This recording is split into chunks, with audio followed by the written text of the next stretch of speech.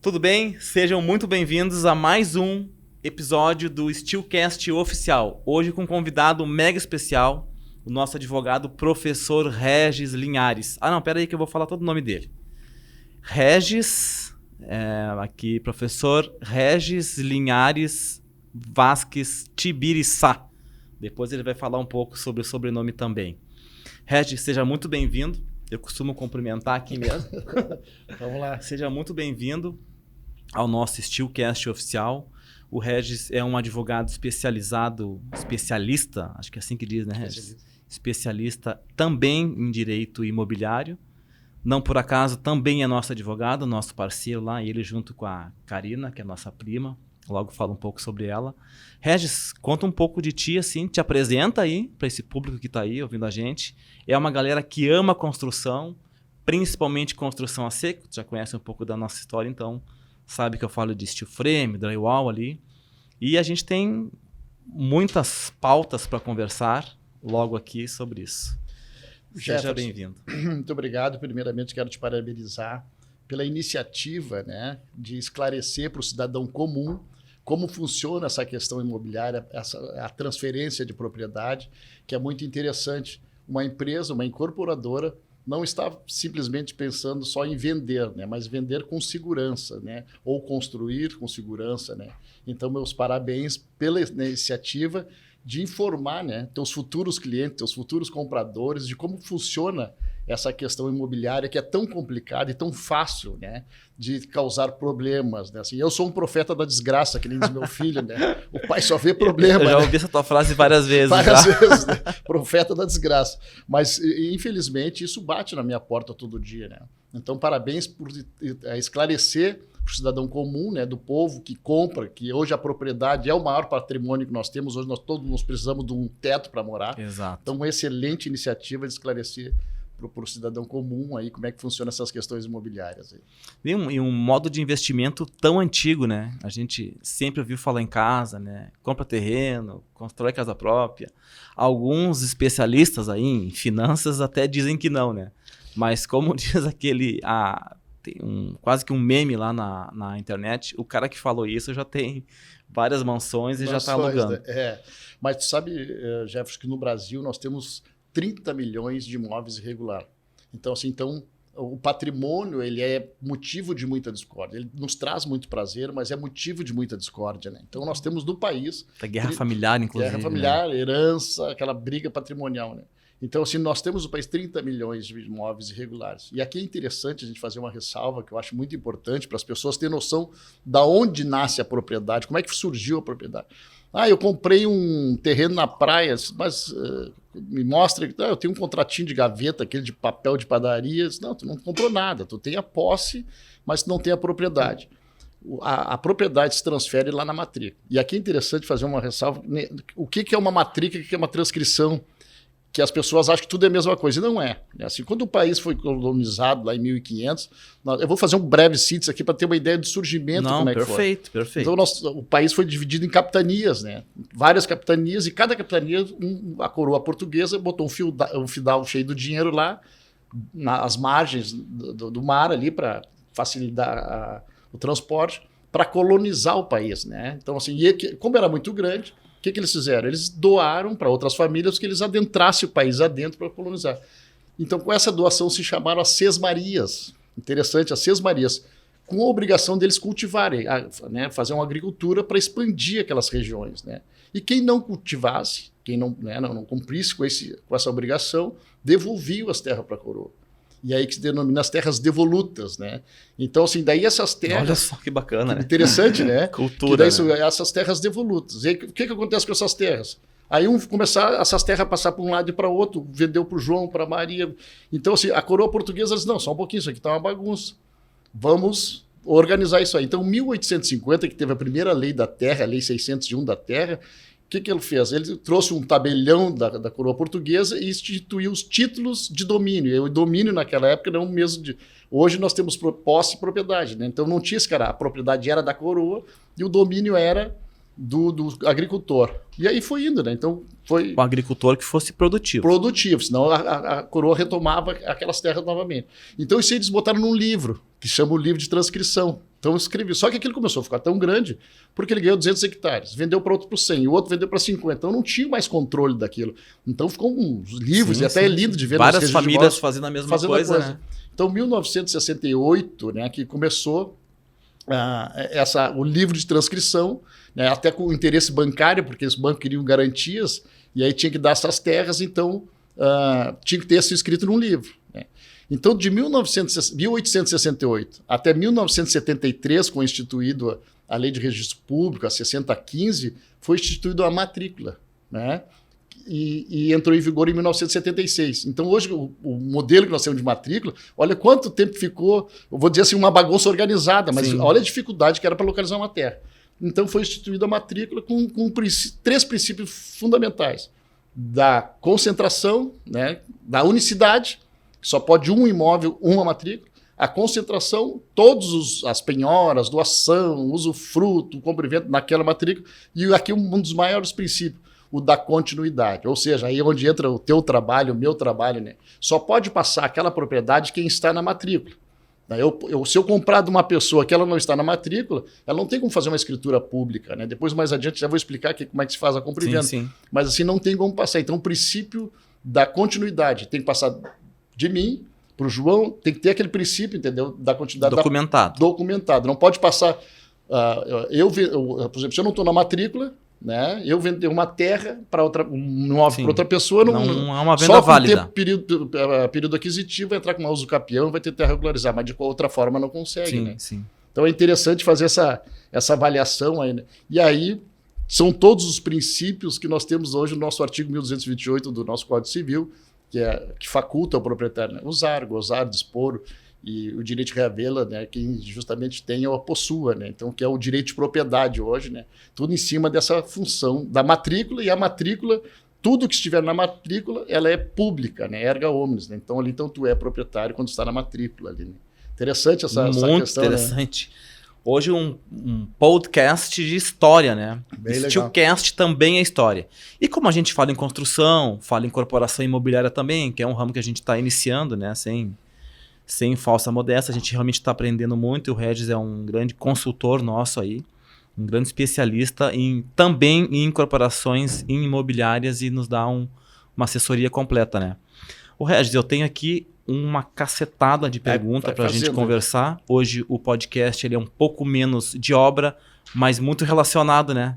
Muito ligado mesmo à construção. Porque são transtornos também que a obra traz transtornos, né? Exatamente. Tempo, né?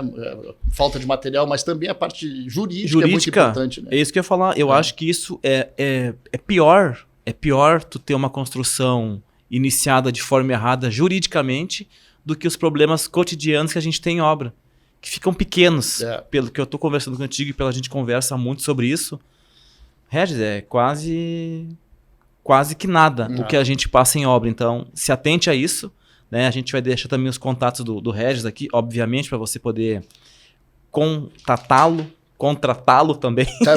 Quase que eu fiz um trocadilho aqui. E a gente vai falar também sobre o direito imobiliário, falar sobre questões imobiliárias em geral no Brasil, como funciona, até para você ficar ligado nesse podcast até o final. Como funciona a transmissão de propriedade, a compra, a venda, por exemplo. O que é um empreendimento irregular. Muito importante isso, para você não começar a sua casa, sua obra, seu empreendimento, seu investimento num local errado. O que é o imóvel? Quero construir no meu terreno. Como proceder? Como proceder? É muito bacana. Muito bacana. Inclusive também, quando o terreno não está no nome da pessoa, também é interessante, né? Como faz para regularizar tudo isso? Às vezes tem um filho que herdou aquele terreno e ele quer entrar com esse terreno como uma permuta, alguma coisa. Isso também é um assunto bacana a gente pode falar, né? Bom, acho que a gente pode partir para a segunda pergunta, porque a primeira ali tu já respondeu muito bem, né? Deu uma aula de história aqui, que tá como funciona a transmissão de propriedade, a compra e a venda, por exemplo. Professor Regis. É bem interessante isso aqui, porque as pessoas, assim, todo mundo tem um sonho de uma propriedade, né? E adquiriu a propriedade. E aí, eu comprei uma casa, eu sou proprietário da casa. Aí vem, deixa eu ver o teu contrato. Eu comprei um terreno no lugar tal, passa pássaros, tem árvores, né? Bate o vento, mas não localiza o lugar ali, né? Não diz onde é que é. Então, assim, é muito, muito preocupante isso, né? Então, assim, o processo de compra e venda, gente, ele tem 3 passos, né? Tem um instrumento particular entre as pessoas que elas acertam. Eu tenho obrigação de te entregar algo e tenho obrigação de me pagar por esse algo. Então, é o instrumento particular que as pessoas confundem com escritura pública, né? Que a gente vai lá e reconhece firma. É o contrato. É o contrato particular que a gente reconhece firma.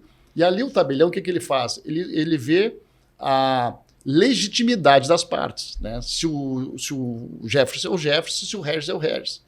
Depois nós vamos para o segundo passo. Quitado esse contrato, essa promessa, compra e venda, nós vamos para a escritura pública. Aí sim, aí nós vamos ver a legalidade do negócio. Se tu poderia vender, se eu poderia comprar, se o imóvel não tem indisponibilidade, se não tem um penhor, então tu vê a legalidade. Não está em inventário, por exemplo? Não está em inventário, não pode vender. Então, assim, o que acontece? Então, segundo passo. Feito isso, tu pega essa escritura, leva registro no registro de imóveis. Aí, depois de registrado na matrícula R tal, compra e venda, Regis vendeu para o Jefferson, tu és proprietário. Então, a propriedade só se transfere na matrícula. É aqui eu chamo a atenção, as pessoas não dão muita bola.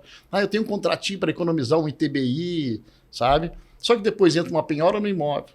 Ou o proprietário morre, ou o proprietário não quer fazer a escritura pública. Então, veja bem, nós temos o instrumento particular que cria um direito obrigacional. A gente te obriga, né? Mas não é o direito real. O direito real exige lá ele só acontece lá na matrícula, no registro de imóveis. Que daí é o artigo 1228, aí tu pode usar, gozar. Quando tem a matrícula, eu tenho a autorização, tu tem a posse mesmo. A propriedade daí, né? Propriedade. A posse é que tu tinha antes. Assim, quando eu fiz lá tu tem a propriedade. Tem então, a propriedade. Posse e propriedade, tem muito assim, a cessão de posse, né? Tu fez compra de uma pessoa, a pessoa vende para outra, cessão. Aí, para regularizar, só através de uma uso capião. Não tem como fazer uma tem alguns pública, terrenos, né? De fora, assim, que até te comentei contigo, né? Tem alguns terrenos que tem só compra e venda. Só compra e venda, e vai no bigode, vai indo. Só que quando tu for fazer a escritura pública, tu não tem contato mais do proprietário que está na matrícula. Aí um meio de regularizar, uma das maneiras é através de uma uso capião, né? Tendo período aquisitivo, né? Mesmo quando esse primeiro imóvel, esse primeiro comprador lá era uma incorporadora, por exemplo, como acontece muito, uma loteadora. Sim, pegou uma área lá, ela fez um rateio lá um tempo atrás, mas quem comprou já comprou, como tu falou assim, no fio do bigode. Aí entra no que é um empreendimento irregular que é interessante. A gente tem muito aqui no Sul, né? Isso exatamente. Aí, né? Vamos para a terceira pergunta. Vai encaixar a terceira. Daí eu já explico junto ali, entendeu? Perfeito. Mete bala. Que é um empreendimento regular. Aí entra a pergunta do Jefferson ali. A incorporadora vai lá e compra um grande espaço de terra com uma matrícula mãe e faz loteamentos, né? E coloca a rua, coloca poste, né? E sai vendendo, né? E geralmente já compra isso de uma herança, né? Às vezes de uma herança, herdeiro ou faz lá, essa né? troca que nem tu tinha falado antes, ali, uma permuta por lotes. Olha, eu vou fazer um loteamento aqui e tu tem 10 lotes com infra, com rua, água, luz. Mas o que acontece? Esse empreendimento ele é irregular. Se ele é feito, fiz planta, foi aprovado na prefeitura e não foi levado a registro no registro de imóveis. Então, esse empreendimento, para ser regular, ele tem que ser levado a registro de imóveis e lá o registrador, ok, pode vender. Por quê? Porque tem as garantias. E é possível, fazer tudo isso, a prefeitura dá o ok. Acontece muito. Nossa. A prefeitura dá o ok e não leva registro. Tu acha que tá certo, né? E quem tá comprando, né? Ele bota lá, geralmente tem uma casinha bonita, umas gurias servindo café, salgadinho, o cara geralmente tem um carrão na frente e começa a vender. Só que é um empreendimento irregular. Quando ele for levar a registro, ele faz o contrato de compra e venda. Quando ele for levar lá para registrar no registro de imóveis, não, mas esse empreendimento é irregular, ele não está registrado aqui. Isso é passível de um ilícito penal. É um crime. É crime. Fizeram perto da nossa casa isso aí. Faz um loteamento, sai vendendo ali, sabe? Ali na Protásio. Montaram lá todo uma estrutura. Bem como tu falou. Tinham vários terrenos atrás, venderam e era um golpe. E depois o cara some e ninguém. Aí tu vai chorar. Alguma coisa eles capitalizaram ali. Aí entra, por isso que eu te parabenizei. Por quê? Porque se é uma incorporadora que tem interesse, como tu trouxe um especialista para falar sobre essa legalidade, né, jurídica, a legitimidade, é interessante as pessoas se acordarem para isso, né? Eu vou comprar um terreno, compra na praia e tal. Quando vê lá dentro do mar, como aconteceu várias vezes aqui nas nossas praias, Vendigo, tu ia lá olhar o teu terreno, pega um barco, teu terreno tá beira da praia, tá sétima onda. depois é o teu terreno. Quando não vende a parte superior do terreno. Exatamente. Então, assim, tem que ter essas precauções, né? Essas diligências, né? Para que não aconteça isso, né? Então, um empreendimento irregular é isso. Quando ele vende o loteamento e pessoal tem que ter muita atenção, principalmente nas nossas praias, aqueles empreendimentos lindos. Se não tiver registro de imóvel, tu vai um dia talvez legalizar.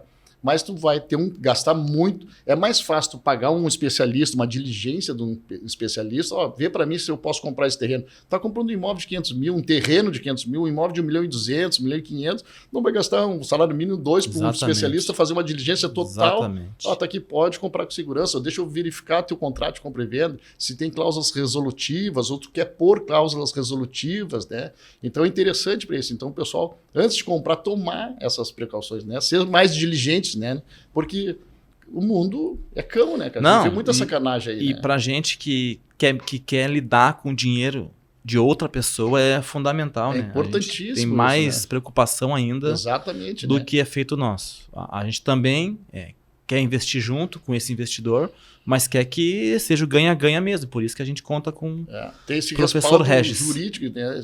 Jurídico para as pessoas tenham segurança naquilo que tu está fazendo, né? Exatamente. E até para buscar investidores. Exato. Olha, eu estou fazendo um empreendimento, eu não tenho tanto dinheiro assim, ou compro, por exemplo, eu vou arrematar uma terra lá, custa 8 milhões, mas ela está por 2 milhões, um espaço de terra fantástico para fazer um condomínio. Eu preciso de investidor. Do aporte. Tem gente que investe. O Jefferson é um cara sério, eu vou colocar dinheiro nele, que eu sei. Então, até para isso, para atrair investidores, é legal ter esse respaldo jurídico, essa consciência, né? Com esse tipo de trabalho, assim, né? Bem interessante. Né? Perfeito, muito bacana. E é o que a gente quer mesmo. Exato, a gente quer construir, a gente quer ganhar dinheiro, com certeza, afinal de contas é para isso que serve uma empresa, mas a gente quer fazer girar, que as pessoas ganhem conosco e ganhem com segurança, né? A pessoa, Exato. porque a gente fala tanto que o imóvel é tão seguro, né? A gente ouve desde casa isso aí, né?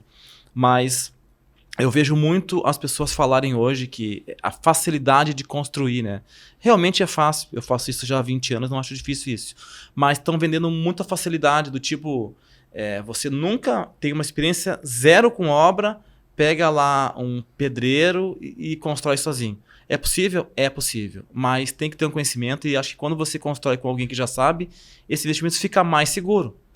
É isso que a gente vende. A gente vende essa segurança não só do investimento, mas do produto final. Porque se vê muito falar em corporação imobiliária, de casas, condomínios, prédios, porém tu imagina tu construir uma casa e ficar ruim essa casa? Que valor que vai ter isso no mercado? Então, o nosso negócio ele é principalmente para isso. A gente tem amparo jurídico, engenheiros, arquitetos, mas também tem principalmente qualidade na execução. Exato. E depois também do pós-obra? Pós-obra, né? Assim, como é que eu vou dizer? Deu um problema aqui. Fernandinha pós-obra, tá aqui nos bastidores. Tomara que claro que a gente faça para que não aconteça, mas pode trabalhar ceder alguma coisa, e prontamente a empresa vai lá, a incorporadora vai lá, não, tá aqui. Não, eu fiz o cara sumiu, né? Não faz com uma empresa idônea, tu tá ganhando dinheiro. Não acontece conosco, né? Não, mas o velho ditado, aquele barato sai caro. Barato sai caro. Às vezes o barato sai caro, né? Então, vai aqui mais caro, lento, mas não adianta aquele sai que corre na tua volta, né? Porque tem empresas que cobram mais barato, né? Contratação ruim. Então, empresas fora de mercado que acabam deixando a gente sufocado. Mas com essa ideia, com esse princípio de ser transparente, né? Por teu cliente, isso ganha aos poucos, mas ganha para sempre. Exatamente. Né? A gente é uma empresa familiar, uma empresa pequena aí, tu conhece já a gente. O meu pai não era de obra, não é uma herança de obra, até muito pelo contrário, ele queria que eu seguisse outro caminho, mas graças a Deus que a gente foi por esse caminho, eu gosto muito e quando a gente decidiu também trabalhar com incorporação, a gente ficou muito empolgado, é um mercado muito promissor, né? Principalmente com steel frame. Claro, vai parecer novo, óbvio, né? Não só por isso, mas uma obra muito mais eficiente, mais rápida. A gente sabe que ainda limpa, a gente sabe que ainda está se encaixando as coisas. O steel frame ainda está não engatinhando no Brasil, mas ele está ainda pegando o corpo que ele tem que pegar. Exato. Então a gente tem um time bacana hoje, engenheira Carol, engenheiro Edson, enfim, entre outros engenheiros que fazem parte do nosso corpo. E nós estamos aí com tanta, né, trabalho para conscientizar, né, de sustentabilidade, de fazer um mundo melhor, mais ecológico, mais reaproveitável. Né? Então, o Steel Frame tem esse sentido, tem essa ideia assim, né, de fazer uma coisa mais enxuta, mais barata. Eu não sei. Pode ser, Regis. De acordo com. Ele pode ser mais barato. É que ele varia de acordo com a obra também. Exatamente, tem que ele quer da obra, né, do cliente, é o desejo do cliente, né? Mas nesses princípios são, para mim, vale muito mais dinheiro, inclusive. Né? Exatamente. Essa questão mais de sustentabilidade ecológica, assim, né? Não, que eu acho que muito bacana. Que eu acho que é pro lado que nós estamos indo, né? Não, com certeza, está ganhando muita força e a gente sabe que atrás disso, atrás do crescimento também vem muito tropeço, né? Mas foi assim com a alvenaria, foi assim com outros sistemas. O Steel Frame, as pessoas já sabem que funciona. Mesmo tendo, às vezes, obras mal executadas, é que é meio desproporcional, assim, né? Uma obra em alvenaria parece que é comum ter problema. Aí quando uma obra em steel frame dá problema, nossa, é o sistema. É o sistema. Ah, nossa, é o operário que fez mal lá. Na alvenaria não tem isso aí, mas enfim. Parece que a alvenaria é passível disso acontecer, no steel frame não. Mas podem ter certeza que a gente está buscando qualidade mesmo e é para isso o sistema, né? Industrializado e tal, então ele tem que ser mais assertivo mesmo. Exatamente. Essa terceira pergunta acho que foi bem respondida, bem legal, né, Regis? Bem respondido. A gente tem aqui como a quinta pergunta... Quarta pergunta. A quarta? Essa aqui é bem legal, Regis. Essa aqui também interessante. O que é um imóvel irregular? O regular todo mundo sabe, eu acho, né, Regis? Mas o irregular... Eu dei uma pincelada. O imóvel regular ele passou pelas outras perguntas. Sim, ali, né? sim. Mas é o que eu digo, imóvel regular. Assim, né? O imóvel regular é aquele que o teu nome está, tua propriedade está registrada na matrícula. Né? Então, isso que eu chamo de imóvel regular. Então, esses contratos de compra e venda, né? Esses contratos de posse... cessão de posse, né? Então, isso, quando não constar na matrícula, ele é irregular, considerado irregular. Mesmo tu comprou direitinho, existe o vendedor, existe o comprador, existe vendedor, mas enquanto não estiver registro de imóveis na matrícula, é irregular. É a minha percepção, né, da legalização do imóvel. Por que eu digo isso aqui?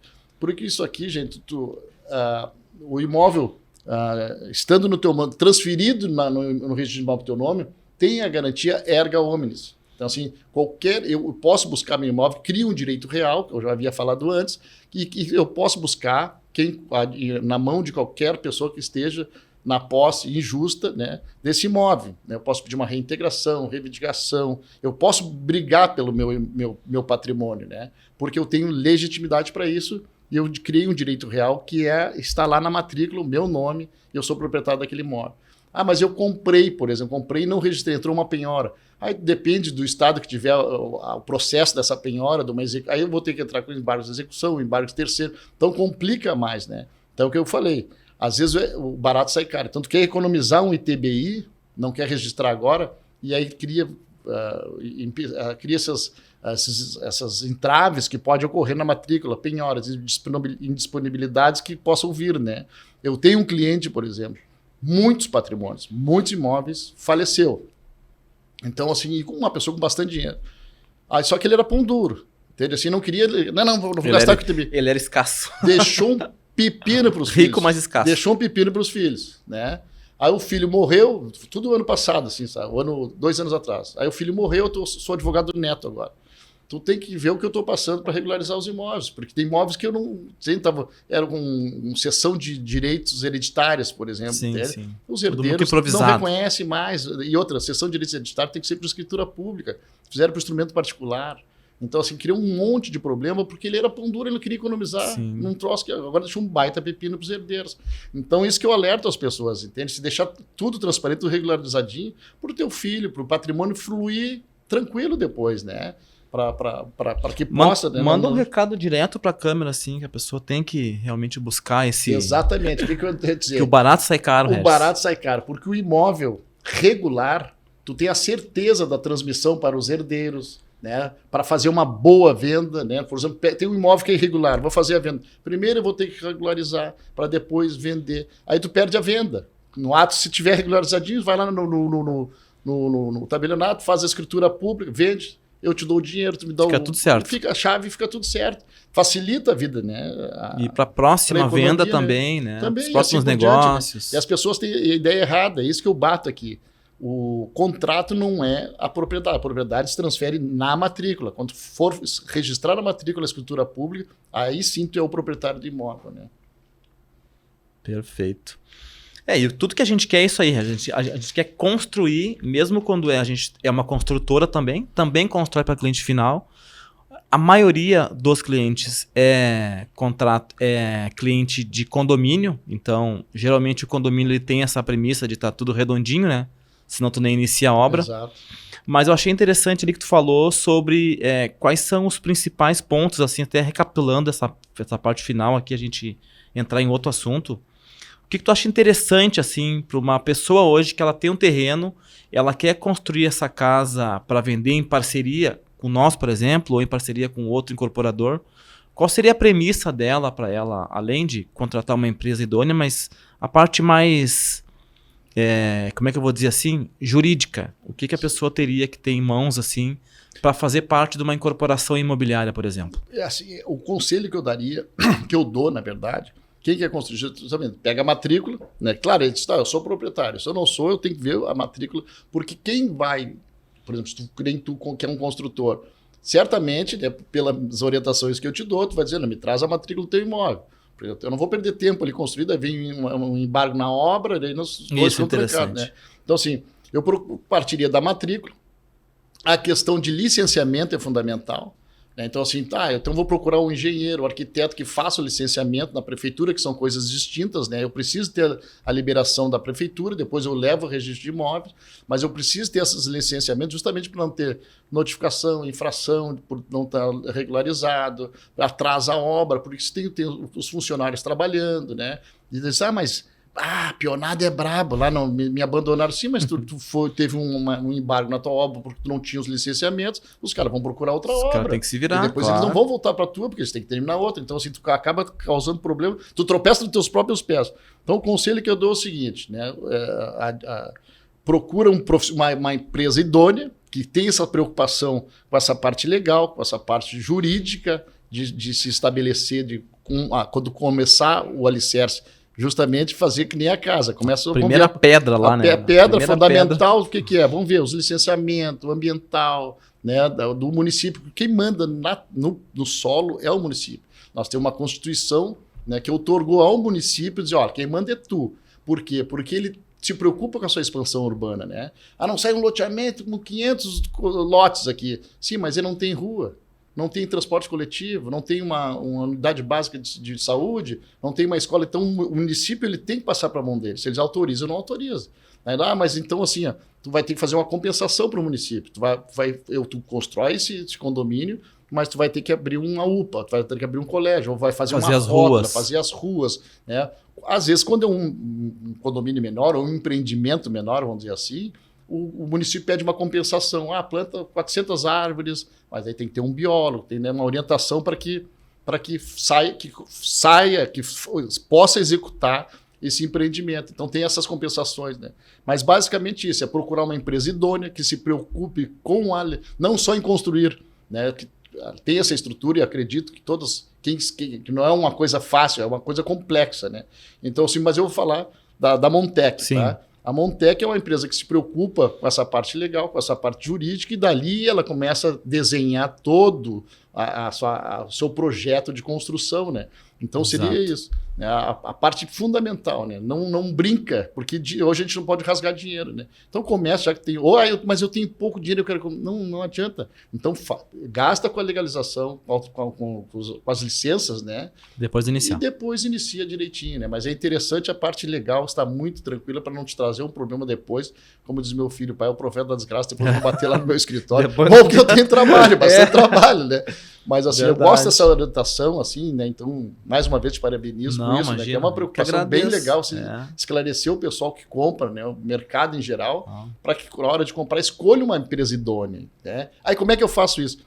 Ou contrato um advogado, uma pessoa que possa te auxiliar. Exatamente. Ou vai lá, hoje nós temos tudo, hoje, lei de registro, hoje tu vai lá, tu consegue ver toda tudo lá, a empresa, se é idônea, se não tem execução fiscal, se não tem execução trabalhista, se não tem, né, algum outro tipo de execução. Isso é interessante saber isso em termos dessa empresa. Né? Perfeito. Valeu, Regis. Valeu pelas palavras aí.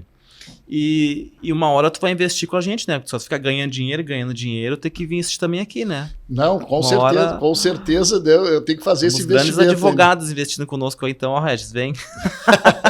não podia perder a oportunidade, né? Não, claro, me botou na pressão aí. Tá gravado aí. Tu tem uma sócia também, né? Eu tenho. Tu tem uma sócia, deixa eu só ler um pouquinho aqui. Tá. Tu tem uma sócia, deixa eu ver aqui, porque eu tinha algumas palavras aqui, eu queria fazer uma brincadeira. Ou tu tem uma sócia, uma pessoa maravilhosa, gente fina. Ela mesma, tá? Ó, advogada, né, e tal. Casualmente, minha prima, então, conheci o Regis através da Karina, né? Então, a gente tem um carinho especial aí. Karina Bastos, também advogada. Fala um pouquinho dessa parceria de vocês, a gente logo vai entrar também no que tu tem lá no teu escritório. Além de tudo isso que tu nos ajuda, tu tem outros cursos lá, enfim, então... Exatamente. Conta um pouquinho aí. Jefferson, conta os podres dela, por favor. Os podres aí, Karina. Depois tu me corta o pescoço. Não, na verdade é o seguinte, cara. Eu sou especialista em direito de família e direito imobiliário. Me especializei. E comecei a fazer muito direito de família, inventário, e tinha muitos imóveis irregulares. E eu passava para colegas. Então, comecei a me deparar com essa demanda muito grande. E aí foi onde eu me especializei em direito imobiliário e está no que está hoje, né? Então, tem um grande sucesso no direito imobiliário também.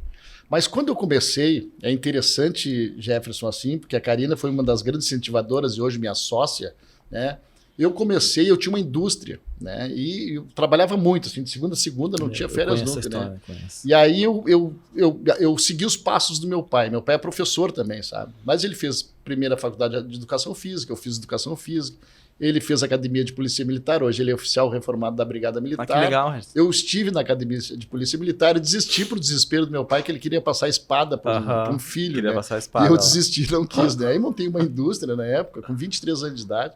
E fui a vida toda trabalhando na indústria. E ali eu gosto de trabalhar com método, eu gosto de trabalhar com otimização das coisas, né?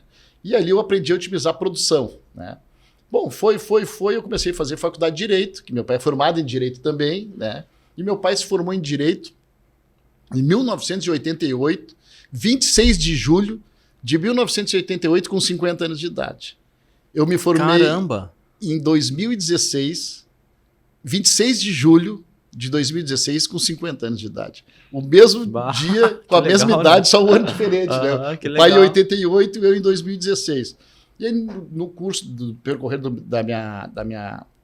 da indústria, eu comecei a fazer faculdade, tive que trancar por questões financeiras e faltavam 2 semestres para me formar.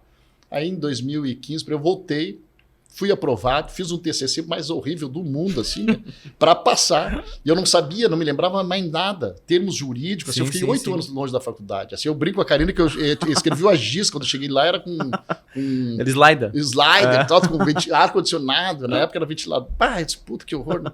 Aí me formei e tal, né? E vou fazer a prova da ordem. Né? Tipo, porque sem a prova da ordem a gente não pode divulgar, né? É o passaporte para a liberdade profissional, que eu digo, né? Tão temido, né? Tão temido. A tão temida prova da OAB. E aí, rapaz, eu fui começar a estudar para a prova da ordem, fui fazer um cursinho, não me lembrava mais nada. Tomei pau no primeiro concurso, para a primeira prova.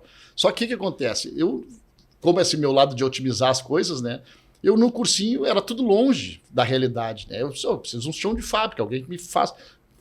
O curso teórico. Eu olhava para meus colegas, não estou entendendo nada nessa aula. Eu nunca vou me esquecer uma professora que ela entrou na aula e disse assim: se apresentou, eu tenho graduação, tenho pós-graduação, eu tenho mestrado. A professora? Professora. Tenho doutorado e estou fazendo pós-doutorado. Assim. Chique. E ela assim, vocês agora perguntam se eu durmo, se eu tenho tempo para dormir. Ela se achando. E eu, que legal, né? Mas ela falando, eu não entendia nada que ela falava. Não pegava um papel, a prova é prática. A segunda fase da prova da ordem é prática. Eu tinha que fazer prática. E nós, CLT ali, eu não pegava nada. Eu fiz no direito de trabalho. Bom, Eu peguei colegas e levei para o meu escritório, que na época eu tinha um escritório com um sócio, eu era estagiário, carteirinha estagiário, e ele assinava os processos para mim, mas eu já tinha meu escritório daí. E lá eu desenvolvi um método, essa metodologia, esse jeito de otimizar as coisas que eu trouxe lá da minha indústria, eu coloquei na prova da ordem e começamos a estudar e todos foram aprovados. Então eu desenvolvi um método de estudo, né, baseado em resoluções de questões, porque eu fiquei frustrado lá nos cursinhos. O cursinho que eu comprei, inclusive, era caro. Sim, sim. E fiquei longe da... Fui lá e passei. E eu comecei a dar aula para os colegas. Né? Comecei a dar, e todos começaram a ser aprovados. Dentre eles estava a Karina. Né? E eu conheci a Karina porque eu também, paralelamente, estava estudando para um concurso para delegado de polícia e conheci o marido dela, o Marcos. O né? Marcos. E aí nós estudando juntos, ele me apresentou a Karina e na época que ela foi fazer a prova, a Karina vai fazer a prova. Eu não só acertei a prova, como eu dei uma dica para ela que foi importante. Eu disse, Karina, pelos métodos que eu estou estudando, vai cair uma contestação na tua prova. E eu te liga que pode cair uma reconvenção, porque a FGV está inovando, vai cair uma contestação. Boa, a guria me ligou depois. E ela estava preparada. Estava preparada, passou, sabe? Ela já tinha feito 3, 4 vezes a prova no ano passado. Tu tem que montar um cursinho, tu tem que montar um cursinho. E foi daí. Sim, porque tu deu os macetes ali que só quem tinha vivência disso mesmo.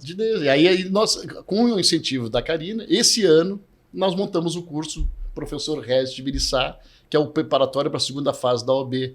E a Karina foi uma das grandes incentivadoras, né? E nesse curso eu acabei desenvolvendo um método que se chama LER. Esse método é LER. Um método que tu vai lembrar, tu vai encontrar e vai resolver a questão. Então é um método prático, extremamente prático. Nós temos identificações das peças e esse método é infalível. Eu duvido a pessoa que pegue na minha mão e siga os meus ensinamentos não seja aprovado. É muito difícil, porque eu me formei com 50 anos. Fiquei 8 anos com a faculdade parada. Mais 2 semestres, e aí passei, sabe, com essa metodologia, foi fantástico, assim, sabe? E aí nasceu o curso de Ibiriçá, daí, né? E a Karina, ela, né, acabou sendo a minha sócia, hoje é minha sócia no curso. Sim. E a gente faz Que esse sobrenome é bem interessante, né? Fala um pouquinho para nós aí. Tibiriçá. Nós tinha essa curiosidade, a Fernanda sempre... O que será que é o Tibiriçá, né? E aí depois que eu vi que era o teu sobrenome ali. É o último, né? Não, na verdade meu nome é Regis Tibiriçá Vasques Linhares. Tá. Entendi. Ela que botou ali ao contrário. E o Tibiriçá é um nome indígena, né? Minha família é de origem indígena, é bugre, são de Nonoai, né? Então todos meus primos são Taiguaranaíma, Taiaçu, Taianã, Irapuanã, Irapuã, que legal. Taianã, é tudo assim, tudo bugre, né? E eu gostava muito desse nome, eu tinha uma energia muito boa com esse nome. E aí, quando eu e a Karina, qual é o nosso mesmo? Karina, eu tenho um nome na minha cabeça, é o Tibiriçá. E ela adorou na hora, é isso aí. Daí ela fez numerologias. É um nome mais... É um nome forte, é um nome rústico, é um nome... Não é comum. De peleador, eu acho. Assim. Não é comum, muito legal mesmo, muito bacana. Bem legal. Então, o curso específico para quem quer passar na prova da ordem. Na prova da ordem, segunda fase da prova da ordem, né? E essa metodologia é infalível, assim, sabe? Provas bem elaboradas. Tu já falou ali que teu pai também foi professor. Eu tenho bastante coisa aqui pra gente falar, né? E no fim acabei realizando também, agora eu estava falando de professor, né? No fim meu pai professor universitário, né? Ele foi aposentado da URGS também, e eu estou realizando um sonho do magistério, né? Assim, né? De uma maneira paralela, assim, né? Que é um sonho. E no início eu queria fazer presencial, mas aí pela dificuldade de estrutura, tudo, né? E a Karina, não, vamos fazer, porque hoje está moderno, eu sou meio... veterano, e a Karina é bem mais nova, né? Mas daqui a pouco tu vai ter um presencial também. Porque eu gosto dessa troca, essa energia é muito boa, assim, o aprendizado, como é uma prova prática, tu ensinar o aluno como eles... Até hoje ainda o pessoal vai no meu escritório, amigos vão lá e eu dou gratuitamente, eu dou um curso, sabe? Um trabalho voluntário que eu acho legal. Porque muitas pessoas, quando eu precisei, me estenderam a mão. Então eu pensei, agora é gratidão, um momento de devolver aquilo que quando eu precisei tinha uma mão estendida, né? E aí o pessoal começou monta o curso, e aí me encorajei, disse, então vou realizar meu sonho de ser professor e vamos lá, vamos fazer o curso, né? A Karina lá só não veio porque ganhou o neném agora, tem poucas semanas, acho que 2 semanas, né? Tá lá com o Lucas. Um mêsinho. Um mês, A Fernanda tá me corrigindo ali atrás. Um mêsinho. Um mês, o novo herdeiro e futuro advogado. Novo herdeiro, Não, eu acho que vai dar advogado, porque ela me liga, eu vejo ele resmungando, ela tá dando uma mãe. Isso vai dar mãe advogado, pai polícia, cara. Vai dar um bom orador, eu disse pra ela, vai estar conversando comigo, ele só vejo a vozinha dele ali. Muito. O curso é para qualquer pessoa? É para formado em direito, né? Assim, nós temos 2 fases na prova da ordem, né? A primeira fase, que cai em todas as disciplinas, todas as matérias, 80 questões, tem que atingir 40, tem que acertar metade da prova para passar para a segunda fase, que é prova prática. Daí tu vai optar, né? Eu quero fazer em tributário, trabalhista, constitucional, penal, né? Civil, na área civil. Então, assim, a minha estratégia foi desenvolvida na área trabalhista, né? Então, assim, é para pessoas formadas em direito, né?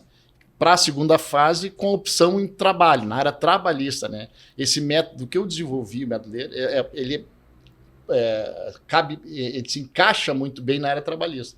Até porque trabalho nós temos possíveis 12 peças, mas a FGV ela não inova nas peças, ela inova nas teses das peças. Então, geralmente ela cobra uma inicial, uma contestação, um recurso ordinário. Para surpresa nossa, na última prova, ela cobrou um agravo de petição, né? Matou todo mundo. Que não era dessas que ela sempre vinha intercalando, né? Mas isso dá no meio, daí quebra quem não se preparou. Aí que acontece? Também, assim, eu acho que tem muito guru, muito pai de santo, esses cursinhos que eu chamo com todo respeito à concorrência, porque eu sou novo, né? Nós montamos o nosso curso esse ano. Temos poucos seguidores. Hoje os seguidores é uma moeda de troca, é uma moeda de garantia, de credibilidade, né? Então nós temos poucos. Nós estamos nem sempre. Assim, mas o engajamento é o principal. Qual é o teu @, Regis? @professor Regis Tibiriçá. É. E assim, nós não temos essa preocupação com os seguidores. Nós acreditamos na nossa metodologia, no nosso método, porque eu não criei esse método para ganhar dinheiro. Eu já dava esse lado voluntariamente, gratuitamente, e acabou montando esse curso para satisfazer o lado de professor e, claro, também ganhar os honorários, assim. Pelo menos os custos, né? Do tempo da gente, né? Dispensa horário, grana. Então, assim, eu seria demagogo não dizer que também é por esse lado. Claro. Mas digo assim, mas tem uma satisfação e tem uma certeza de aproveitamento do método, entendeu? Então, assim, isso me faz... me deixa muito seguro para vender o nosso curso, porque é um método infalível. Entendeu? Se tu seguir os meus passos... e ali no curso eu ensino tudo, a metodologia, o passo a passo, né? Tu tem que ter uma CLT organizada, porque hoje é prática. Então, assim, é uma prova com consulta. Como é que, né? Assim, uma prova com consulta. Mas se tu não souber consultar, por isso que eu digo, nos cursos eu não sabia nem ensinar a consultar. Pô, tu tem uma CLT organizada, tu tem um índice remissivo, por isso que eu digo lembrar, encontrar e resolver. Lembrar do quê? De palavras-chave que tem a questão, né? Fulano tá hora extra, índice remissivo.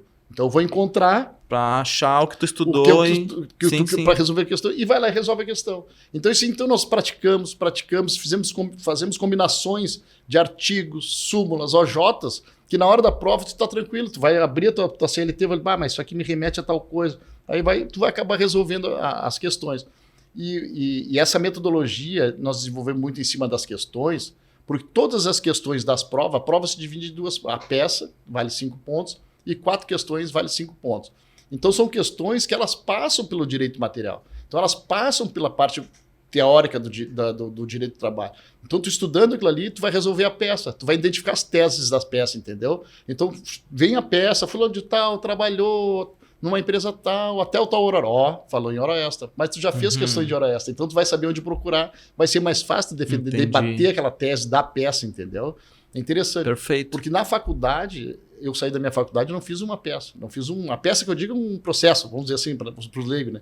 Mas assim, então assim, eu não fiz uma peça. Não tinha essa parte prática, entende? Então assim, quem não tem trabalho no escritório, não tem tempo, como eu era veterano, eu não podia estagiar, então foi muito difícil. Então esse método é infalível. Então, a gente esses 5 anos, a gente joga ali para a nossa plataforma de uma maneira simples, de uma maneira... eu estudei meia boca, mas com essa meia boca que tu estudou, mais a nossa metodologia, eu tenho certeza que tu passa, entendeu? Porque tu tem que saber procurar dentro da CLT. E esse é o exercício que a gente faz maciçamente, entendeu?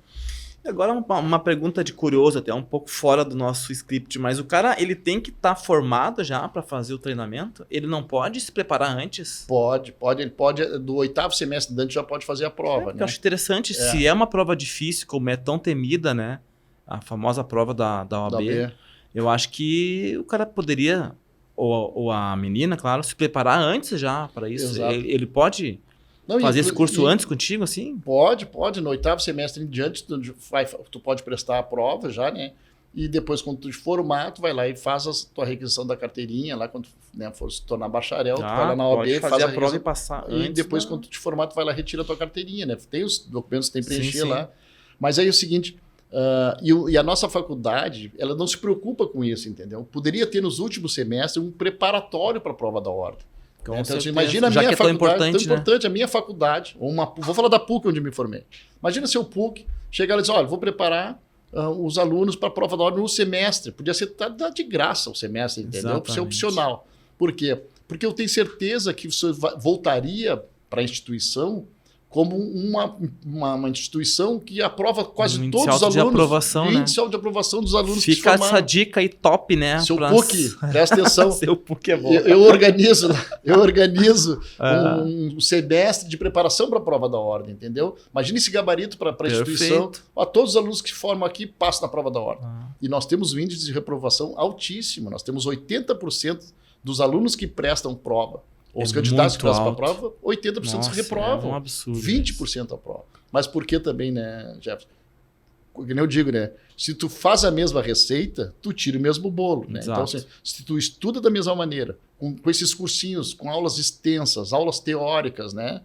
Tu vai reprovar, tu vai continuar nos 80%, né? Se tu quiser passar para o lado dos 20% aprovado, vem pro Tibiriçá. Conhecer o método Lehrer. É infalível, né? É infalível, né? Show de bola. Muito bacana mesmo. Deixa eu ver aqui. Temos mais aí, Jefferson. Cara, tu sabe que... Deixa eu só fazer um comentário fora do que a gente tá falando. As pessoas perguntam por que tu resolveu fazer um podcast, né? Cara, faça um podcast. É o melhor lugar para se aprender num podcast. Então... eu sou muito fã de podcast e quando eu resolvi fazer esse Steelcast, na verdade é podcast. A pronúncia é melhor, né? Mas quando eu resolvi fazer esse Steelcast, foi para isso mesmo, para trazer pessoas que pudessem agregar na área, mas eu não sabia que ia aprender tanto assim. E de uma linguagem suave, uma linguagem bem mais simples, né? Por exemplo, bem num bate-papo mesmo. No meu caso, que o jurídico, ele tem um linguajar difícil, né? É fácil ser chato, né? Então assim, tem que ser aquela exegese, aquela coisa que tem que fazer do artigo. Então, falar que nem nós falamos de direito imobiliário, né? Então, de uma maneira bem simples, não nada jurídico, né? Uma linguagem coloquial mesmo. Coloquial. É bem importante. Coloquial que é importante. Assim como, né, assim que serve para esclarecer o curso aqui, né? Porque a gente vê muitos cursos vendidos. Esse dia eu estava no Instagram, né? Porque aparece muito. Porque agora abriu um monte de concurso público, né? E aí diz assim, você... também foi funcionário público, né? Fui funcionário público federal, né? Por 10 anos e pedi exoneração. Olha aí. Enchi o saco, isso aqui não é para mim, cara. Com todo respeito ao servidor público. Foi empreender, foi empreender. Uma opção de vida, né? Exatamente, com todo respeito. Aí eu pedi, não, isso não é para mim. Virei para o lado e não voltei mais, sabe? Foi bem assim. Fiquei 10 anos no servidor público federal. Podia estar aposentado como servidor público federal, podia estar aposentado como coronel da brigada. Sim. E eu decidi para o lado que eu sempre fui esse lado empreendedor. Também, eu não quero... Eu sou um cara inquieto com isso, né? Sim. Então, eu com o ensino, né? Eu busco sempre o aprendizado, o aperfeiçoamento do aprendizado. Já teve indústria, então um cara que gosta de estar o desafio é comigo, né? Um vencedor, quem desiste nunca vence, né? Exatamente. Como diz o Napoleão Hill, né? Um vencedor nunca desiste, né? Então a gente não pode desistir nunca, né? Tem que estar sempre lutando, buscando melhorias, né? E cada vez mais compartilhando isso, né? Que nem ele falou, compartilhando com as pessoas e de uma maneira bem ajuda muito isso, transparente, né? Deixa eu falar do curso ali, que eu estava falando do curso. Tem muito concurso, né? Daí tu pegou a linkada ali do servidor federal. Aí diz o cara assim, em 15 dias, sem estudar, tu vai aprovado num concurso público. As propagandas vendendo curso, assim, sabe? No nosso ramo também tem, viu? Não pensa que é só o teu. O cara numa cadeira de praia, assim, sabe? 15 dias sem estudar, tu passa em concurso público. Aí eu entrei e comecei a olhar, quero comprar, quero isso, quero... Eu fiquei pensando, cara, como é que o cara vende um troço desse e as pessoas compram? Propaganda enganosa. Exatamente. E aqui no curso de Ibiriçá, eu desenvolvi um método para estudar. Mas não estou prometendo facilidade. Tem que ter disciplina, tem que ter engajamento, tem que ter força de vontade, tem que ter, senão não passa. Tem que estar focado. Tem que estar focado. Não adianta. Eu desenvolvi 3 Fs. Força, foco e fé. Força, que tira o corpo da inércia, bota o corpo em movimento, né? Eu preciso se mexer, procurar, entendeu? Eu quero passar na prova da ordem, então eu vou procurar um melhor cursinho, um método e tal, né? Foco, né? Que é a intensidade da luz dirigida, né, no lugar certo. No lugar certo, que eu chamo de intensidade, né? Então, assim, seja intenso naquilo que tu te propõe. Então, se tu está estudando, seja intenso ali. Se tu está jogando beach tênis, seja intenso ali. Está namorando. Então, assim, não existe uma hierarquia na nossa vida. Existe, tu tem que colocar intensidade naquilo que tu faz, uma vez de cada coisa. Onde teu foco tá, se expande, né? É o foco. E a fé, que eu digo que é o sentido universal de largar para o universo, de desejar, sonhar, né? De imaginar receber da tua carteirinha da ordem. Então, assim, tem que ter fé, tem que ter uma energia boa para que isso aconteça. E realmente, se tu largar para o universo, que diz assim, né, sonhar com coisas, desejar, né, tu consegue a tua aprovação na prova da ordem com disciplina, com estudo, né? Por isso que eu digo, não existe mágica, gente. Existe o que eu proponho no meu curso aqui é uma estratégia de estudo com muita dedicação, com muito empenho, com muita responsabilidade. Entende? Assim, então eu não estou vendendo, eu não sou o guru pai de santo que eu vou aprovar todo mundo aqui. Nada, né? De passar na cadeirinha da praia lá, sentado. Achar que vai ficar... E milhares de pessoas comprando o curso, entende? Assim, sabe? Então, assim, não, comprando o curso não, comprando aquela cadeira na praia. A cadeira na praia, exatamente, porque não vão se aprovar. E aí não vai assim, passar nunca. Pessoas que fazem concurso, eu já fui concurseiro, e eu me lembro de um professor meu, que ele era, além de professor, ele era formado em psicologia, o trabalho dele de tese de mestrado, ele foi o comportamento dos primeiros colocados em concurso. E ele fez um estudo que os primeiros colocados em concurso, ele se imaginava juiz, ele se imaginava advogado, ele se imaginava professor, ele se imaginava, entende? Então, assim... E aí ele perguntou na sala, vocês acham que... não, eu acho que é difícil, tem 30 vagas, tem 300 só nessa sala aqui, sim, né? Para delegado do curso já não se vê capaz de estar lá naquele... Eram 150 vagas, tinham 16 mil inscritos. Era bem concorrido. Era concorrido. Agora, se eu achar que eu não vou chegar lá, então nem começa, nem arranca, né? Então é isso que eu digo, então tu tem que focar, ele professor diz, as pessoas se imaginavam... Autoconfiança naquele. Então, e para isso que tu precisa? Um bom cursinho, tem uma boa preparação, uma boa alimentação. Assim, a prova da ordem nós temos agora, que vai ser em janeiro. Nós tivemos em novembro a primeira fase, os aprovados agora fazem a segunda em janeiro. Pô, são 2 meses. Pô, em 2 meses tem que baixar a cabeça, dizer, pessoal, família, me esqueçam, entendeu? Deixa eu focar aqui. Eu fazer isso, 2 horas de estudo por dia, assim, assado, todos os dias, inclusive domingo, entende? Nós vamos estudar e vai ser aprovado, entendeu? Mas é com metodologia. Tu não pode, não vou estudar, pega aqui, pega lá, estudo um pouco aqui, livro, mundaréu de livro. Não dá, gente. Tu tem que ter estratégia para estudar, né? Perfeito. Muito massa. Eu não sou advogado, mas eu queria fazer seu curso aí. Pela tua energia, isso aí é fundamental. Sabe? Porque isso eu senti muito, Jeff, sabe? Quando eu fui procurar um curso, né? E eu sinto isso nos meus alunos. Toma isso tudo a ansiedade, aquela preocupação, vou ter que fazer. Mas também é vendido, né? Essa carga de responsabilidade. Assim, o curso, a passar na ordem é muito difícil. Claro, não é difícil. Não é impossível. É verdade. Mas tu tem que ter estratégia. Né? Tem quase que uma propaganda nessa dificuldade, né? Tu tá... não vai passar na prova da ordem. Me lembro quando me formei, agora tem a prova, tu não vai passar nunca, né? Mas o que é preciso? A prova da ordem, a FGV... né? O teu curso a pessoa compra, tem acesso por 1 ano, né? Por 1 ano, o curso tem por 1 ano, ele é online, né? A gente tem a ideia de fazer um dia presencial, acho que pro meu deleite, assim, acho que um dia eu quero falar presencial. Né? Mas, uma imersão, uma coisa assim, de um final de semana, é legal. E a gente acompanha, sabe? O curso, além de ser online, né? Nós temos um canal direto, que a pessoa liga, Rez, eu tô com um problema assim, o que tu acha? A gente faz... uma mentoria, né? Às vezes você está nervoso. Se não compra o curso e tu larga de mão, compra o curso e dá uma assessoria. Assessoramento, o pessoal liga, eu estou com dificuldade aqui, eu estou precisando emocional, me separei da esposa, ou não sei o quê. calma, foco, né? Então, assim, tudo a gente tem esse preparo, assim, né? Eu gosto muito dessa parte, o direito de família me ensinou muito a conciliar, né? Eu sou muito calmo, tranquilo, né? Essa parte de conciliação eu uso muito no direito de família.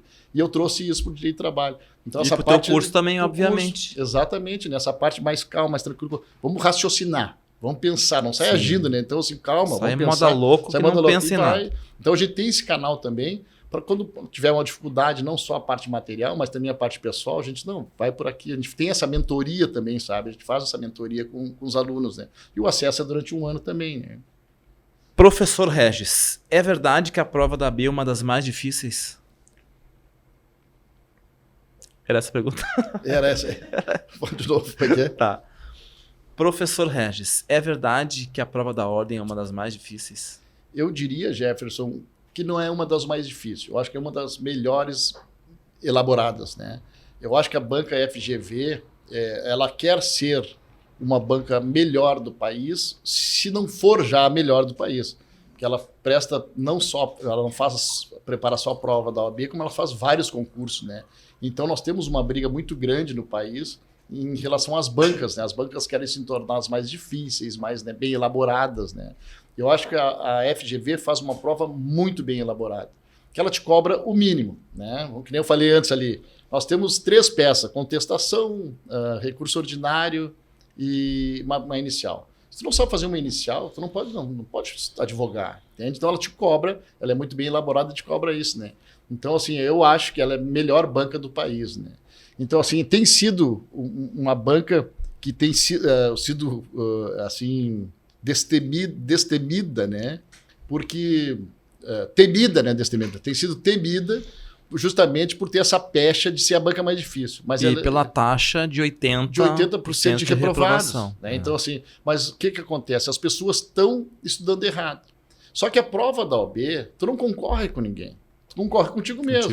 Então, bom que se eu passar, tu passar, o outro, joia, todo mundo vai passar. Não é que nem um concurso que tem 30 vagas e o pessoal começa a pelear lá para conseguir essas vagas. Exato. E a prova da ordem, não. Tu concorre contigo mesmo. Então, tu acertando 40 pontos, né, tendo 40 acertos na primeira fase, tirando nota mínima 6 na segunda fase, tu tá aprovado. Tu não precisa tirar 6, 8, 10, tu tem que tirar o mínimo 6, é o que eu digo no curso. Gente, nós temos que tirar 6.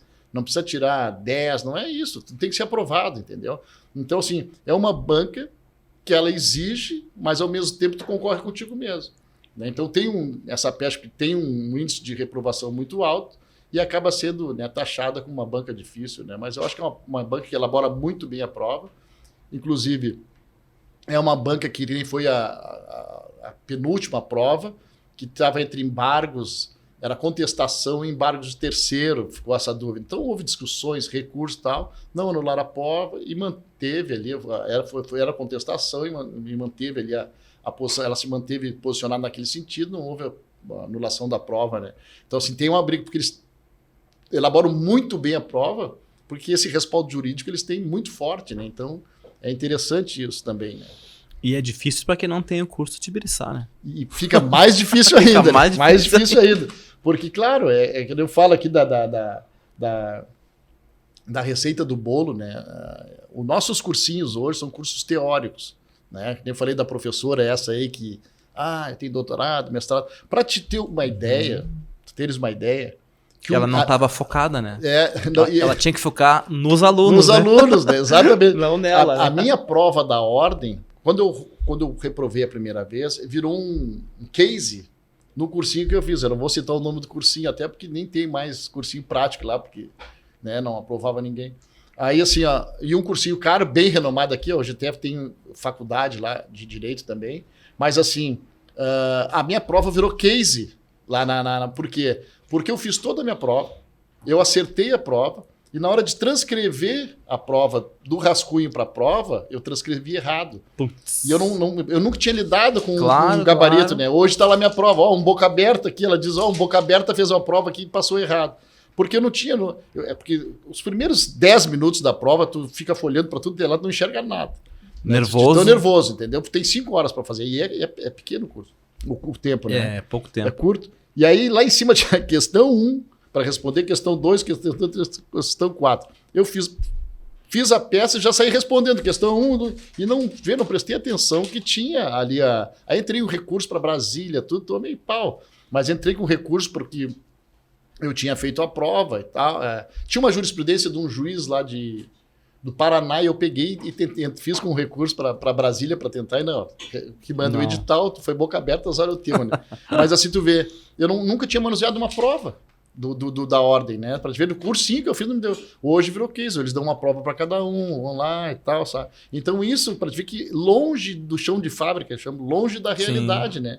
Então o curso a gente mostra isso, faz a parte prática, identificação das peças, né? De uma maneira simples, de uma maneira que tu vai memorizar, tu vai lembrar depois na hora da prova, né?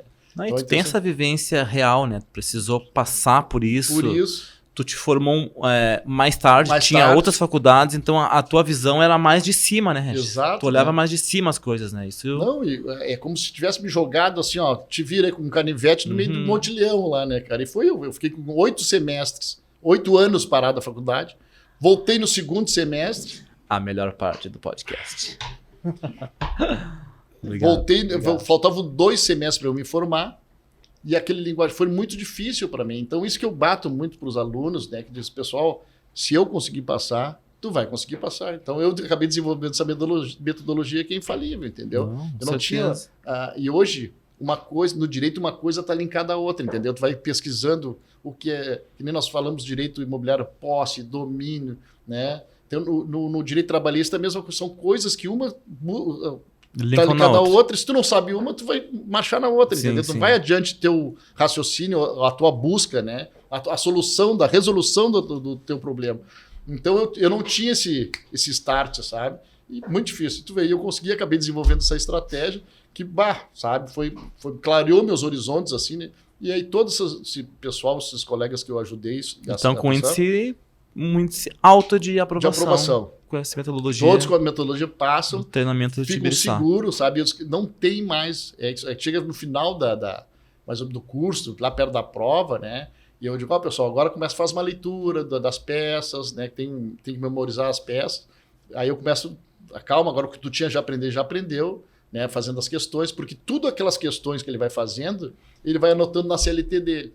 As anotações pertinentes, as permitidas, tu pode fazer anotação, né? Por exemplo, um artigo 500 combinado com o 600, com a OJ 70, com a súmula 200.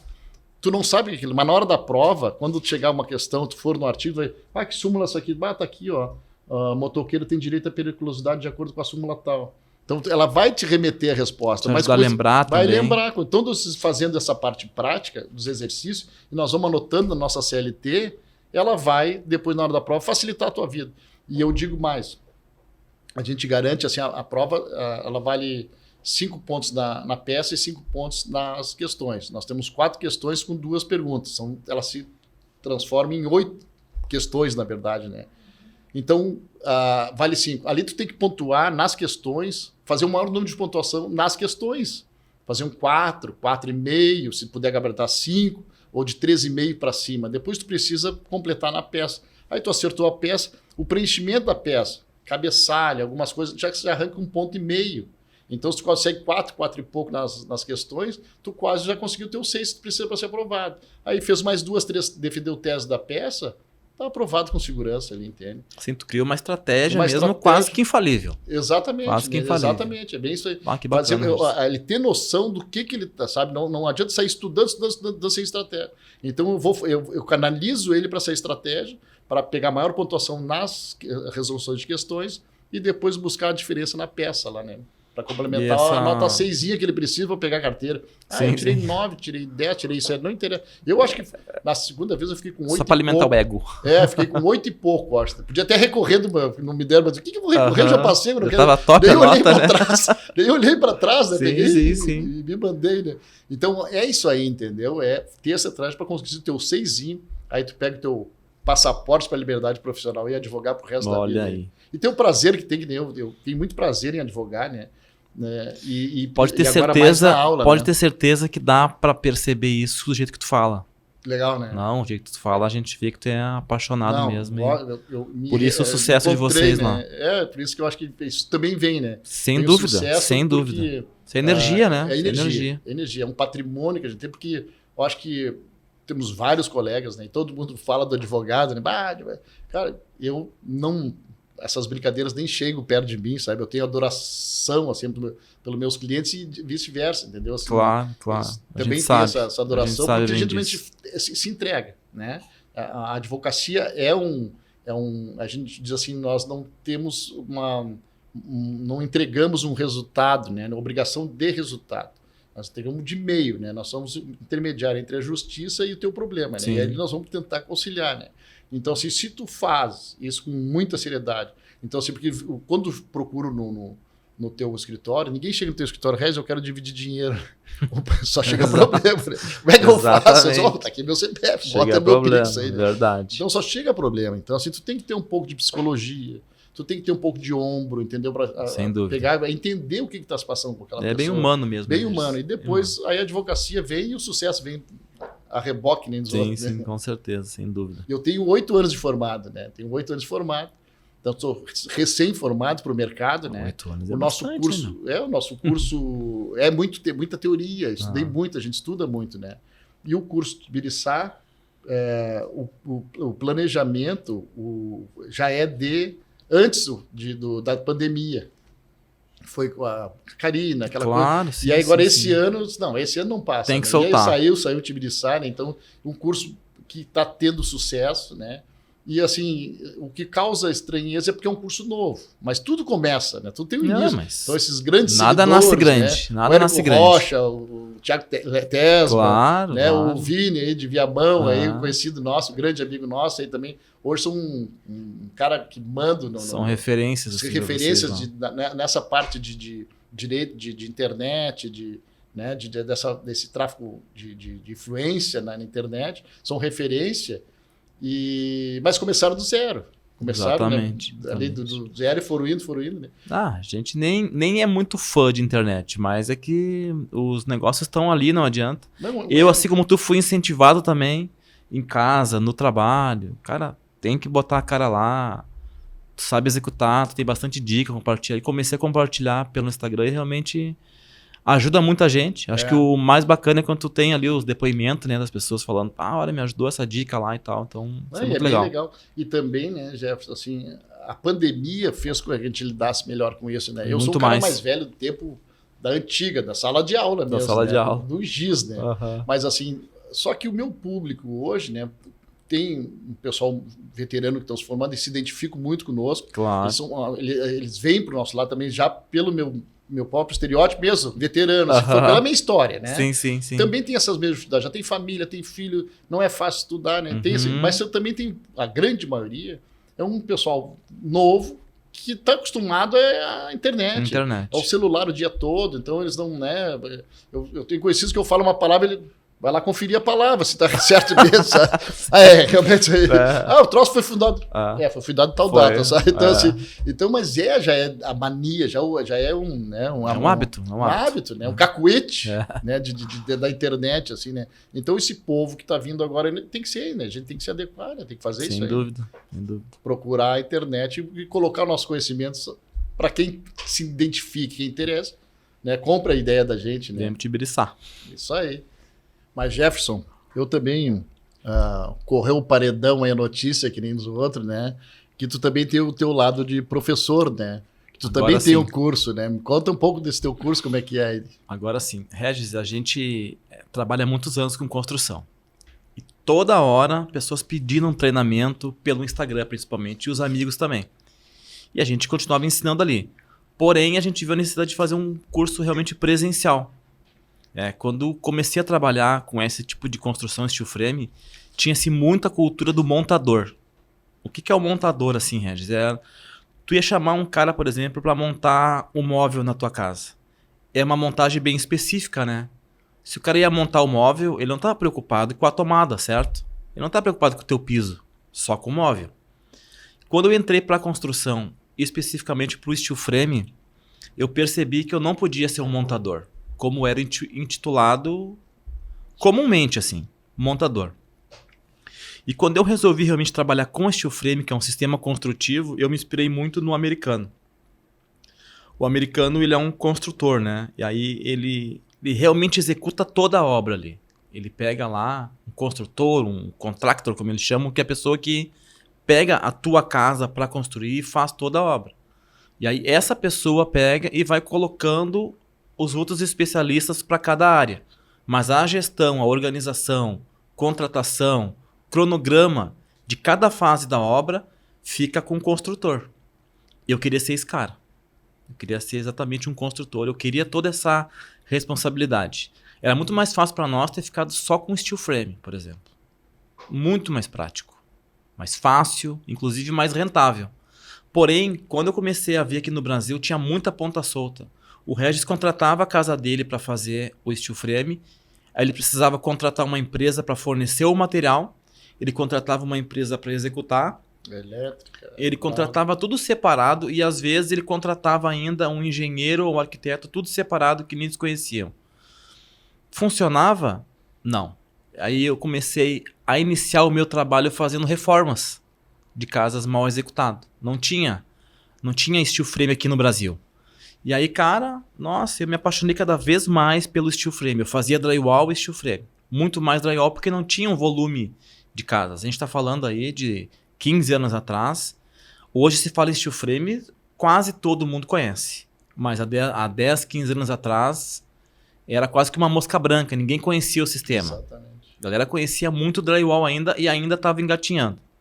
Bom, então eu comecei a pegar pequenas reformas de casas mal executadas em steel frame. E comecei a notar que esses clientes contratavam assim, contratavam separadamente. Podia dar certo? Podia, mas não estava funcionando. Mas Jefferson, por que então pegar toda essa dor de cabeça? Porque eu notei que se eu estudasse, me preparasse para ser um construtor e assumisse essa responsabilidade, e não é fácil assim, né? É um desafio, né? É um desafio. Mas eu tinha aquela vontade de fazer isso aí porque eu queria realmente ser um construtor no padrão americano. Por quê? Por que são a inspiração? Porque inventaram o sistema. Então, nada melhor do que a gente copiar quem inventa, quem fez e faz há 200 anos. E eu comecei a pesquisar muito, não tinha hoje o que tem de vídeo, né? Mas tinha, tu pesquisava nesses, até no YouTube já, gringo assim, tu achava conteúdo bacana e eu ficava assistindo aquilo e comecei a aplicar aquilo nessas reformas.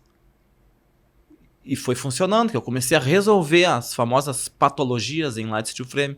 E comecei a resolver esses problemas.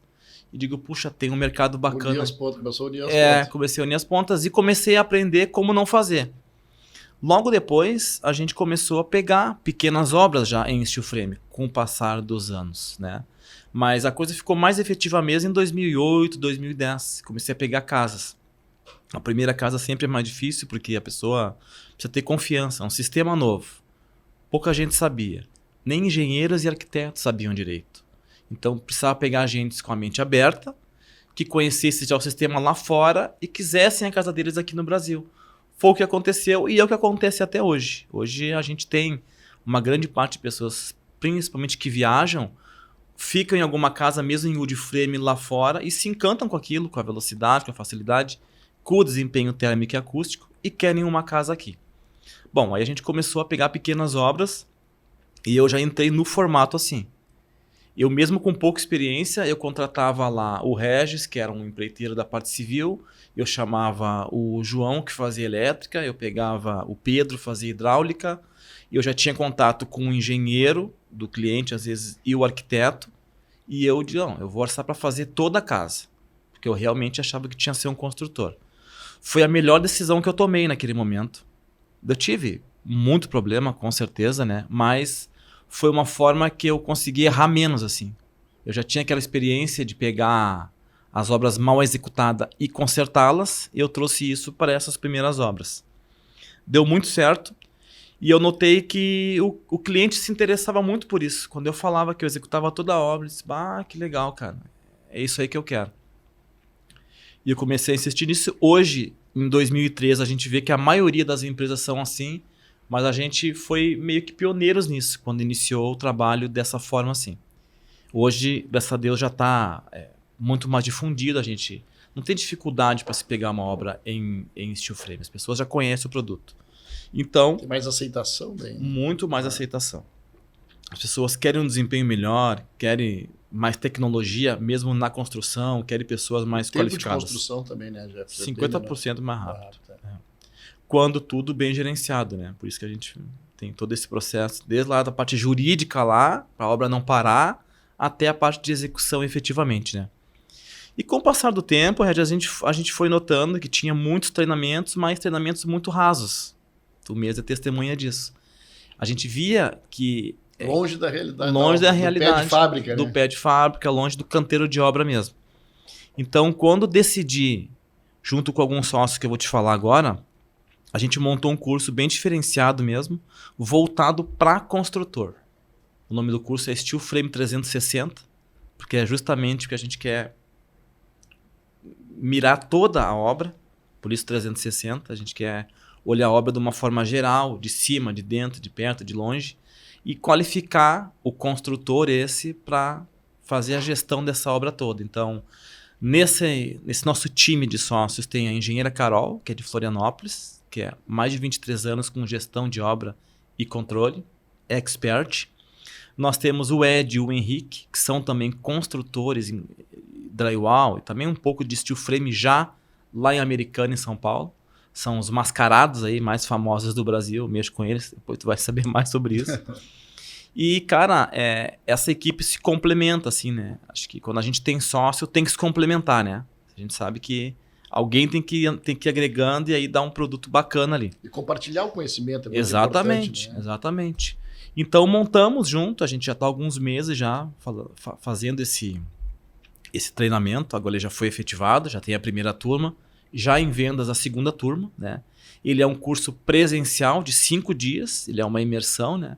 Ele começa com uma parte teórica que tem o fabricante, então a gente vai aproximar fabricante, questões burocráticas, jurídicas, contratuais, como pegar a sua primeira obra, como fazer o contrato, como precificar o orçamento, e a gente tem 4 dias de prática. Daí vai para o canteiro, projeto, conferência de fundação, enfim, montagem, pré-montagem, elevação, painelização, aí você começa também com a parte de fechamentos externos. O steel frame ele é muito dinâmico. Eu não empilho tijolos, né?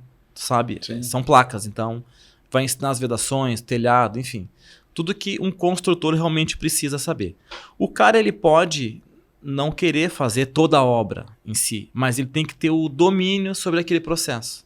Para que se alguém for na tua casa e esse montador, entre aspas, estiver lá e ele não for um construtor, ele vai saber pelo menos dizer, olha, não pode ser assim tal sistema, tem que ser assim. Porque a gente vê muito no Brasil aquela coisa do empurra-empurra, né? E eu notava muito isso. Um empurrava pro outro as coisas. Ah, mas quem fez isso aqui? Ah, foi o fulano. Então a ideia desse treinamento era realmente fazer com que o cara fosse qualificado, não só para ter uma construtora, mas ele se comportar como um construtor dentro do canteiro de obra.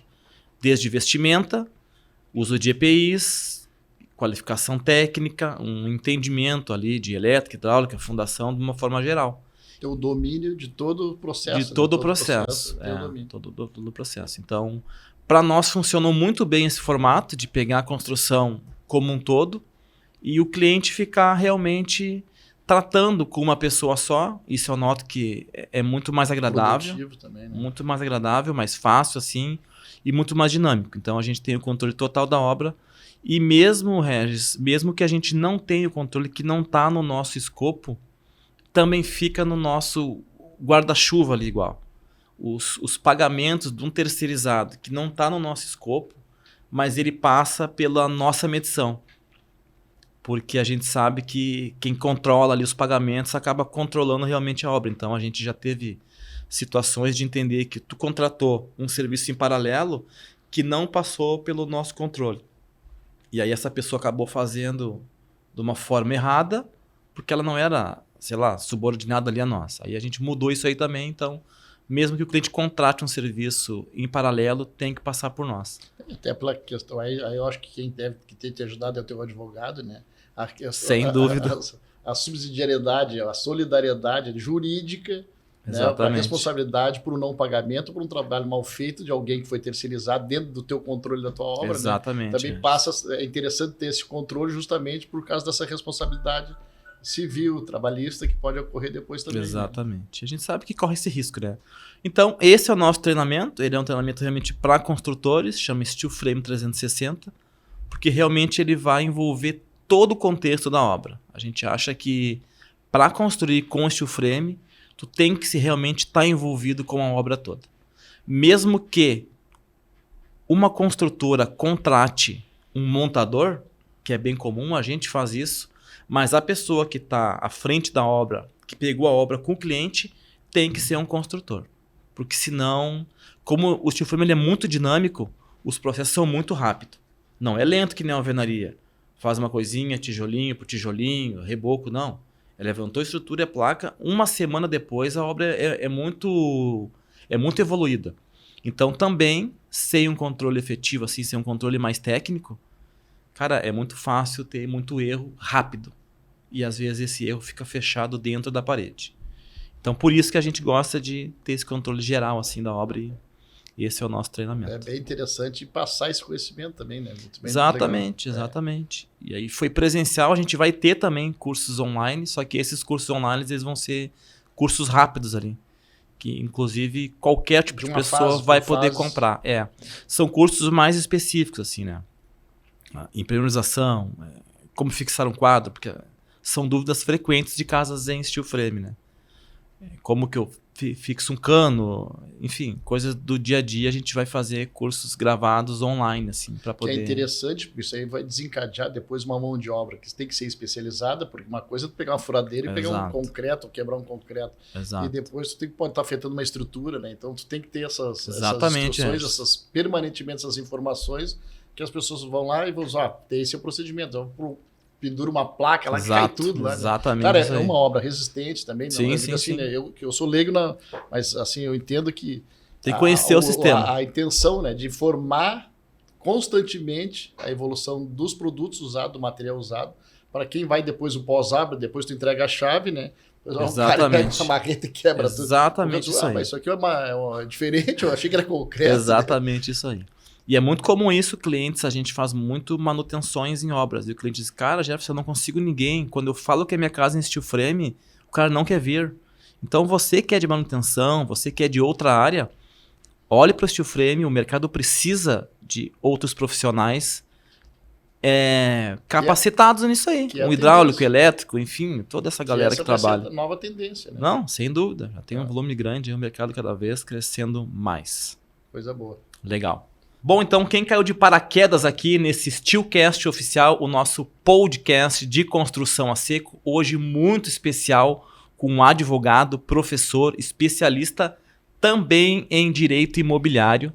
O grande Regis está aqui. Também tem um curso fantástico para quem é da OAB. Olha a galera do curso aí. Dizem que é o curso mais difícil do Brasil. Ele diz que não e pode fazer você passar. Regis, muito obrigado por estar aqui. Eu queria ouvir as tuas últimas considerações aí.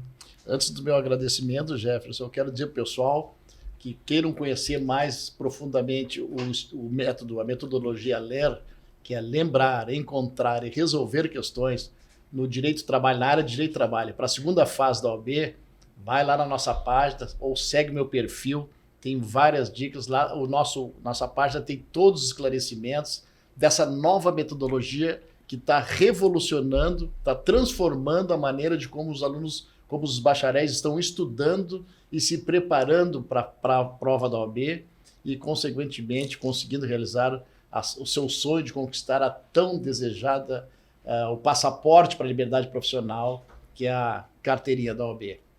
Clica lá no nosso curso e saiba mais, que eu estou te esperando. Um grande abraço. E Jefferson, aproveitando, te agradeço a oportunidade, não só em falar do curso nosso, que é uma paixão, é uma realização pessoal, do curso preparatório para a segunda fase da OAB em Direito do Trabalho, um curso extremamente prático e infalível. Tem muito segurança, satisfação e orgulho de te, com certeza, te dizer que é um curso muito promissor, um curso que tem conseguido grande percentual de aprovação e está sendo um sucesso aí com a gurizada. E também te dizer que te parabenizar pela sua iniciativa de mostrar para o cidadão que quer adquirir um imóvel, que faz transações imobiliárias, quão importante, quão importante saber essa questão jurídica, no que tange matrícula, no que tange os contratos, no que é uma compra e venda, né? O que é o direito obrigacional, o que é o direito real. Claro que eu falei de uma maneira bem sucinta, bem simples, né? Mas para entender que é muito importante a defesa patrimonial, né? Porque em cima do nosso patrimônio pode vir penhoras, né? Grandes dissabores. Né? Então, assim, é interessante estar bem regularizado o teu imóvel para que mais adiante, numa sucessão hereditária, não passe o pipi, não é só patrimônio, né? Mas não passe um pipinão para os teus herdeiros, né? Mas que esteja tudo tranquilo, tudo organizado, assim, né? Além de ser um virginiano, né, que eu sou, né? Eu gosto de otimizar e organizar as coisas, né? Mas eu acho que a vida da gente tem que ser organizada nesse sentido. A questão patrimonial hoje é muito importante. É o nosso teto, né, Jefferson? Então, exatamente, a gente tem que defender, porque é ali embaixo que é o que compõe, que se encontra o melhor patrimônio da nossa vida, que é a nossa família. Exatamente. Né? Ô, Regi, aproveitando então, te explorando um pouco, faz uma chamada aí para quem está interessado em investir, talvez em construir com steel frame e quer vir fazer parte dessa nossa família aí. O que essa pessoa vai encontrar aqui? Qual é o amparo jurídico dela para construir e para investir? Pessoal, hoje em dia nós vivemos num mundo muito dinâmico, né? De investimento. Hoje a segurança, hoje a compra de imóvel. Hoje um imóvel ele não desvaloriza, ele só valoriza, né? Quanto que tu gasta num carro, em outras coisas, a tendência é a depreciação com o tempo, né? E o imóvel nunca desvaloriza. Então, eu acho que é um belo investimento, né? Uma segurança, né, de investimento. A long play não é um troço que talvez tenha uma liquidez imediata, assim, né? Eu comprei e vou vender. Mas sempre tu vai ter retorno daquele investimento. E é interessante para fazer isso, tu procurar uma empresa idônea, uma empresa que realmente, que nem a do Jefferson aqui, que nos mostrou. Claro que tem outras também, gente, mas como eu conheço o Jefferson, sei o belo trabalho que eles estão fazendo, não só em construir, né, e realizar sonhos de famílias, eles estão ensinando pessoas também as realizações de família e fazer a manutenção desse patrimônio dessas famílias, né, que continue tendo felicidade, né? Então, assim, procure uma empresa idônea, procure uma empresa que tem preocupação com a legalidade, com a legitimidade do negócio. Entende que esse produtor que não está preocupado só em vender, está preocupado em fazer um bom negócio, um negócio com segurança, para que isso aí também desencadeie indicações, investidores, né? Pessoas que têm um terreno, não sabem utilizar. Jefferson, vamos fazer uma parceria, vamos fazer 3, 4 casas e a gente divide, eu entro com o terreno, tu entra com a construção. Então, é uma indicação, né? A Montec é não só porque é meu conhecido, como é meu cliente também, mas assim, é uma empresa que dá para investir com segurança. Então, se preocupe, gente, eu tenho dinheiro no bolso, onde é que eu vou colocar? Coloquem pessoas preocupadas com responsabilidade, legitimidade e legalidade dos negócios.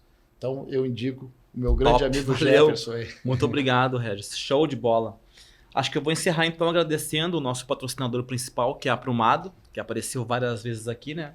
A Aprumado veste o Jefferson. Cara, eu sou muito chique. Eu tenho uma grife de roupa. Então, o que eu conheci um pouco mais sobre a Aprumado?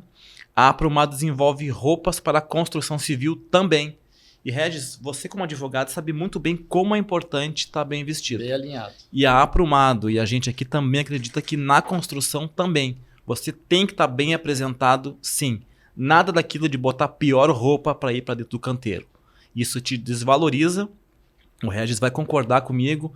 Na visão dele de cliente, como seria uma equipe chegar na construção dele bem apresentada. Não vai chegar que nem um advogado, vai chegar que nem um construtor. Então, Aprumado, @Aprumado, workwear, fantástico lá o nosso amigo Leandro. Valeu, vem comigo. Eu não estou falando que é uma empresa responsável, até com o uniforme, com a preocupação do bem-estar do próprio funcionário, já transmite a idoneidade, né, da empresa, né, a preocupação com o próprio funcionário já transmite essas preocupação social, né, não só trabalhista, né, não só econômica, né, mas a função social que a empresa tem no mercado. Isso é muito importante. Mexe muito com o sentimento da pessoa. A pessoa está bem arrumada. Bem legal. E a gente, estímulo, né? A gente entende que isso valoriza ela e o seu cliente também vê essa valorização.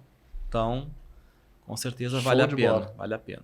Muito obrigado. Esse foi um podcast, o Steelcast oficial, hoje com o professor Regis. Vai estar os contatos dele aqui, vai estar o @ dele. Se você gostou do assunto, segue o Regis lá, que além de nosso convidado hoje, também é o nosso advogado aqui, o nosso consultor, e pode te ajudar também. Muito obrigado. Regis, mais uma vez, eu que agradeço. Demais te receber aqui. A gente nota o teu amor pela profissão, é por isso o sucesso lá, também agora da Tibiriçá Treinamentos. Muito show. Valeu, valeu, valeu, galera. Abraço.